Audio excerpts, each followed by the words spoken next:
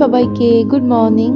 আমি সৌমি আর আমার চ্যানেলের আরও একটি নতুন ব্লগে আপনাদের সবাইকে স্বাগত। আজ সোমবার আর এখন ঘড়িতে এই 7:30-8টা মতন বাজে। প্রথমে ঠাকুর ঘরে গিয়েছিলাম, আজকে বাবুই ফুল এনে দিয়েছিল আর গতকাল তমালকে দিয়ে আমি মিষ্টিটা আনিয়ে রাখিয়েছিলাম। তো যাই হোক, পুজো পাঠ কমপ্লিট করে নিচে চলে এলাম আর আমার প্রত্যেক দিনের স্কিন কেয়ার রুটিনটা কমপ্লিট করছিলাম। এখন নতুন না আমি এই মিনিমালিস্টের ফেস সিরামটা ইউজ করছি, আমার বেশ পছন্দ হয়েছে, ভালো লাগছে। এটা স্কিনে কুইক অ্যাবজর্ব হয়ে যাচ্ছে আমার ড্রাই স্কিন ভগবান জানে যে কোনো তেল দিলেই অ্যাবজর্ব হয়ে যাবে। আর আজকে না ইউজ করছিলাম আমি একটুখানি আমার ময়শ্চারাইজারটা, তেলটা আজকে আর ইউজ করিনি। তো যাই হোক, সকালে স্কিন কেয়ার রুটিনটা কমপ্লিট করছিলাম আর বাবুই এখন সকাল সকাল উঠে পড়েছিল বলে ওর সাথে গল্প করছিলাম, আর ওর সাথে গল্প করতে করতে আমার এই সকালের যা যা স্কিন কেয়ার থাকে সেগুলো কমপ্লিট করে নিচ্ছিলাম।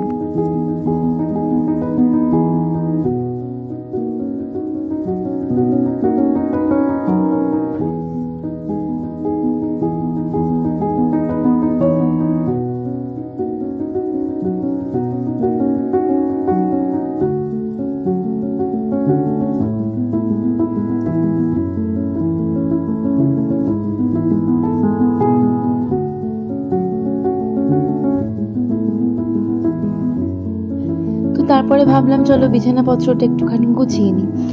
বিছানাপত্র গুছিয়ে নেওয়ার পর আরও তো অনেক কাজ আছে। আজকে ব্রেকফাস্ট কিছু করব না, ফ্রিজের মধ্যে আছে পাউরুটি, আজকে বাটার পাউরুটিই খাবো। আর আজকে না রান্না একটু তাড়াতাড়ি করতে হবে, আজ যেহেতু সোমবার, আজকে তো বাবুইয়ের পড়া থাকে আর তমাল না আজকে তাড়াতাড়ি এসে খেয়ে নেবে আজকে, সেজন্য একটু রান্নাটা ব্যস্ততা নেই, কারণ খুব সিম্পল রান্না করব, তবে তাড়াতাড়ি রান্না করতে হবে। তো সেজন্য প্রথমে বিছানা গোছানো দিয়ে একটুখানি স্টার্ট করলাম।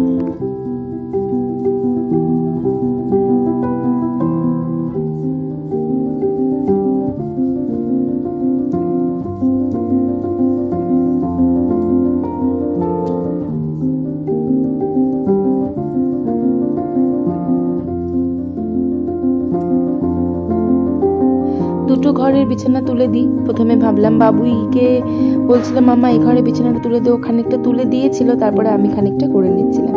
তো আমার না সকালবেলায় দেখছিলাম মাথাটা হালকা টিপটিপ করছে, তো সেই জন্য ওকে বললাম তুই একটুখানি চা বসাতো আমার জন্য, আমি বিছানাটা একটুখানি গুছিয়ে দিই।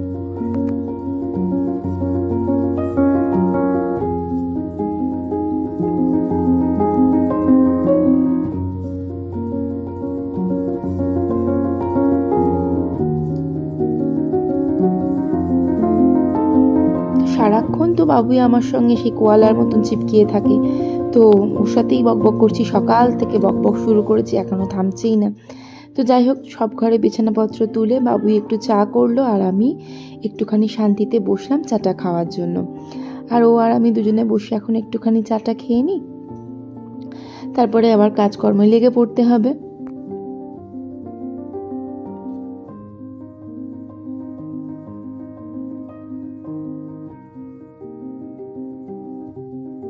আর আজকে ব্রেকফাস্টের খুব একটা ঝামেলা ছিল না, বাবুই ছাতু খেয়েছিল, জয়ন্তীদিকে একটুখানি পাউরুটি দিয়েছিলাম আর তমাল তো কোন সকালে বেরিয়ে গেছে, তো সেই জন্য আমি আর আজকে ব্রেকফাস্ট করিনি, সোজা রান্নাঘরে এসে মানে চা খেয়েই সোজা চলে এলাম রান্নাঘরে দুপুরে রান্নাটা করে নেব বলে।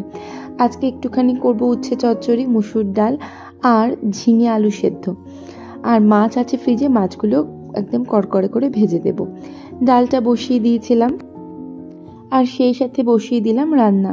ওই যে বললাম একদম সিম্পল রান্না বান্না করব, আর বাবুই জানি না কি করছিল এখানে এসে, আমার খুব একটা মনে নেই। তো এদিকে আমি রান্না বসিয়ে দিয়েছি, আর উচ্ছে চচ্চড়ি করতে তো খুব একটা বেশিক্ষণ সময় লাগবে না, ডালটাও কিন্তু হয়ে গিয়েছিল। তো ডালটা আমি ভাবলাম একটা পাত্রের মধ্যে ঢেলে নিই। আর আজকাল না ভাতের সাথে না আলুটা সেদ্ধ দিতে পারি না, কারণ ভাতটা এত ফাস্ট হয়ে যায়, সেজন্য আলাদা একটা পাত্রে আমাকে আলু সেদ্ধ করতে হয়, মানে ভাত দিয়ে যখন আলু খাই তখনকার কথা বলছি আর কি। তো রান্নাগুলো একটা একটা করে কমপ্লিট করছিলাম, এদিকে উচ্ছে চচ্চড়িটাও বসিয়ে দিয়েছিলাম, অল্প একটু পেঁয়াজ আর কাঁচা লঙ্কা দিয়ে, আর মশলা বলতে শুধু লবণ আর হলুদ, আর কিচ্ছু না, ইভেন লঙ্কাটাও গোটা, মাঝখান থেকে চিড়ে দিইনি। তো যাই হোক, রান্নাটা এদিকে আমি বসিয়ে দিলাম। সকাল থেকে একা হাতেই সমস্ত কাজকর্মগুলো কমপ্লিট করছিলাম। সকাল থেকে খুব যে বিশাল ব্যস্ত ছিলাম তা না হলেও কিন্তু ছিলাম ব্যস্ত, কারণ যেহেতু সোমবার একা হাতে সব কাজ করতে হবে, তাই উঠে সব কাজগুলো করে, মানে সব কাজ অর্থে সংসারের কাজ জয়ন্তীদির জন্য সত্যিই আমার অনেকটা হেল্প হয়ে যায়। মানে জয়ন্তীদি আসার পর থেকে না অনেকটা কাজে আমার সুবিধা হয়েছে। তো রান্নাগুলো একটু একটু করে এগিয়ে নিচ্ছিলাম। তার মধ্যে পিউদি ফোন করেছিল, বললো একটুখানি তোর সাথে গল্প করে যাবো। আমি বললাম এসো তাহলে একটু গল্প করব। তো তাই আরও তাড়াতাড়ি রান্না করছিলাম যাতে একটু বসে গল্প করে নিতে পারি। এরপরে ভাতটাও বসিয়ে দিলাম।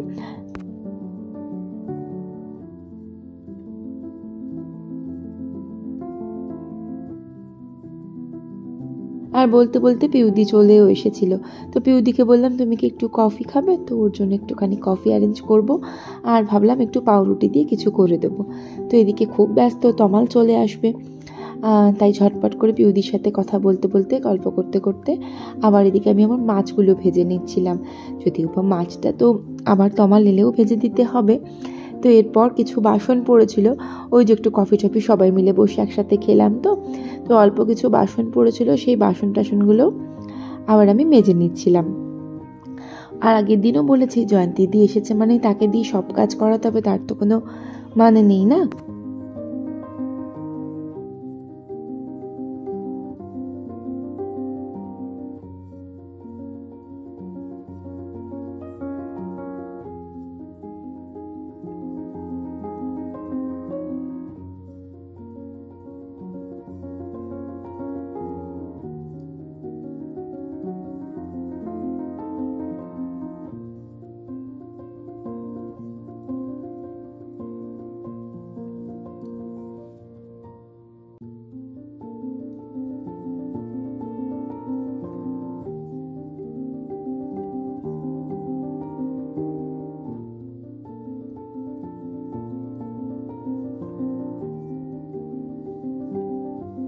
মাছের বাসনগুলো সব আমি চেষ্টা করি নিজেই মেজে নেওয়ার। আর এদিকে বলতে বলতে তমাল এসে গিয়েছিল, তো ওকেও আমি খেতে দিয়ে দিয়েছিলাম। আর আজকে সোমবার, বারবার বলছি কথাটা, বাবুইও খেয়ে একটু পরেই বেরিয়ে যাবে, তো আপাতত তমালকে দিয়ে দিই, তারপরে কাজগুলো সব একটু একটু করে নেব।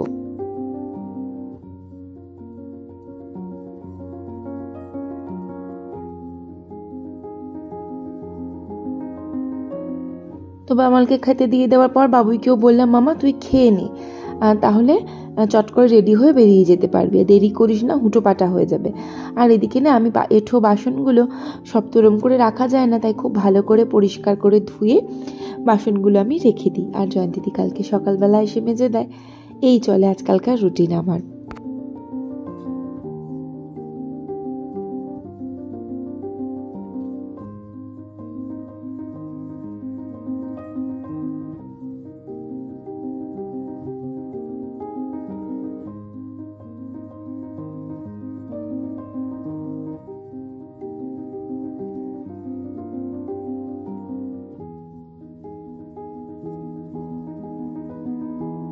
তো সমস্ত বাসনগুলো পরিপাটি করে একটু গুছিয়ে রেখে দিলাম।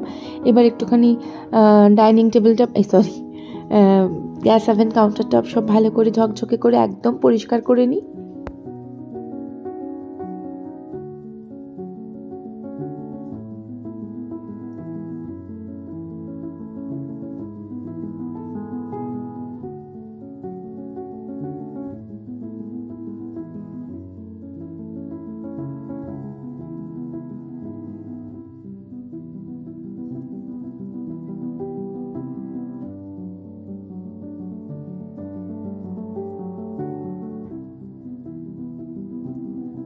গ্যাস ওভেন ভালো করে পরিষ্কার না করলে না একদম ভালো লাগে না। তারপরে ঘরদোরটা একটু আগোছালো হয়েছিল, ধুলো ধুলোও হয়েছিল, ভাবলাম চলো ওইখানটাও একটু ভালো করে ঝাঁটফাট দিয়ে নিই, তাহলে আর বিকেলের দিকে আর ঝাঁটফাট দেওয়ার ঝামেলা থাকবে না। আমি চেষ্টা করি রান্নার পরেই সমস্ত ঘরদোর আরও একবার ঝাঁট দিয়ে পরিষ্কার করে নেওয়ার, তো সেটাই আর কি করে নিচ্ছিলাম।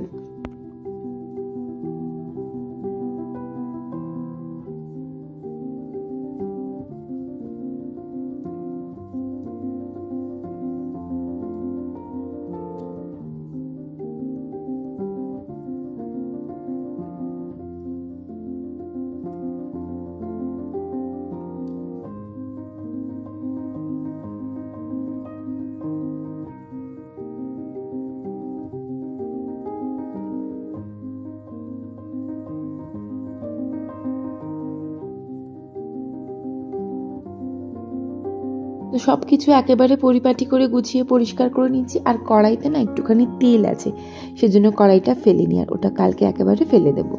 তো আজকের মতন এখানেই শেষ করলাম। যদি আমার ব্লগ ভালো লাগে তো প্লিজ পাশে থেকে যাবেন।